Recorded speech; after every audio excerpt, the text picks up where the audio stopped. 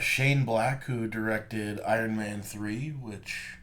How'd you feel about Iron Man 3? Um, Definitely better than Iron Man 2, like by a long shot, but not as great as it could have been. Some missed opportunities for sure. For me, I'm a Shane Black fan, so I was super excited when I heard he was directing it. But for me, some of the biggest missed opportunities were the casting. They had Guy Pearce in the movie, and he was really underused, I thought. Sam Rockwell, was he in Iron Man 2 and 3, or was he I do not remember. just in him? I think he was in 3, and I think he was really underused, if I remember correctly as well. And I just remember kind of feeling like, eh. But it was all right. Um, uh, I'm the same. Yeah. It was all right. Yeah. It wasn't a bad movie. Passable. And basically, he's saying is that the movie All Hail to the King is an apology to Marvel fans. Are you aware of All Hail to the King? No. It is the Marvel one shot that was on the Thor Dark Worlds. Okay. Or the Dark, what was it?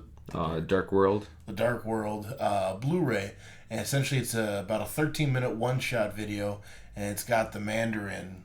It's the dude doing an interview with him from prison. Okay. So it's to kind of show the continuation of that character. Right. And basically, what he was quoted as saying is, "It never occurred to us that the Mandarin is as iconic to people as, say, the Joker and Batman." Black said, "Fans just wanted to see the magic ring shoot lasers." That was kind of the big controversy at the time for the movie. Yeah. Was that the Mandarin was very It was a stupid. It was a bait and switch. Yeah, in my opinion, forgivable because Yeah. they want to live in kind of the real world. Yeah. And they weren't ready to jump that far into Right. superpowers yet.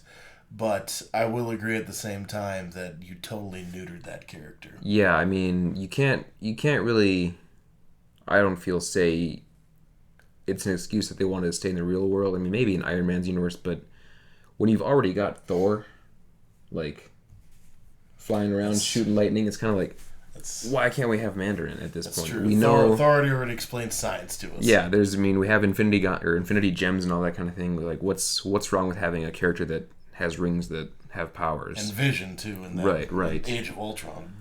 I actually did read something a while back that somebody had looked at Iron Man 3 really closely and said, they've been teasing the Ten Rings since the first movie.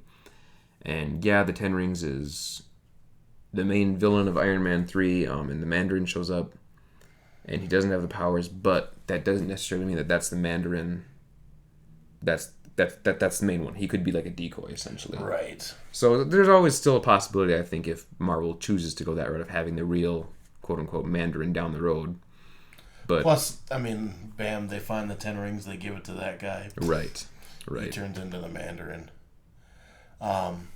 This is, I'm kind of piggyback off this onto, who was it recently? Was it the Ghostbusters director? Who said that fans are assholes? Oh, Paul Feig. Paul Feig. It was for Ghostbusters. Yeah. Right? Yeah. So, I guess kind of in the vein of that, but number one, if it's anything different from the first thing they've seen, people are gonna complain. Yes. You know what I mean? Mm-hmm.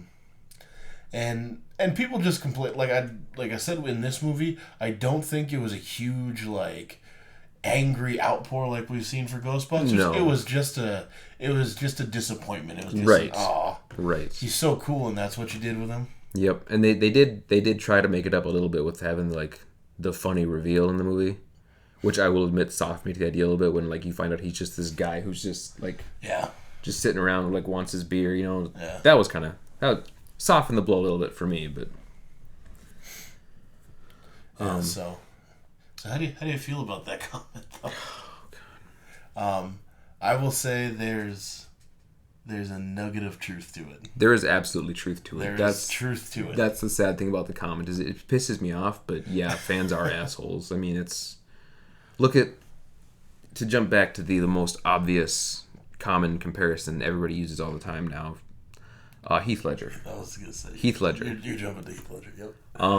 He can't do the Joker like that. That's not the Joker. Oh my God, it's amazing. Yeah. Michael Keaton faced the same thing with Batman. You know, people wrote letters to DC saying, don't make this guy Batman, and they did, and people love it. Yeah. I mean, fans are assholes. They're going to complain and bitch and moan, but as like the director or a producer or whatever your role is, it's your job to prove them wrong and say, hey, no, give this guy a chance. You know, look at Ben Affleck as Batman. I know there's still some people out there that aren't sold, but I loved him. I thought he was one of the best Batman I've ever seen. Yeah. Just brutal. Definitely a group of people, though, that do not judge slowly. Yes. You know, it's very reactionary. Yep. Reactionary to, it's not the same, it's not the same. Mm-hmm. But that is in no way defending the current Ghostbusters movie. Don't get that twisted. No, please do not.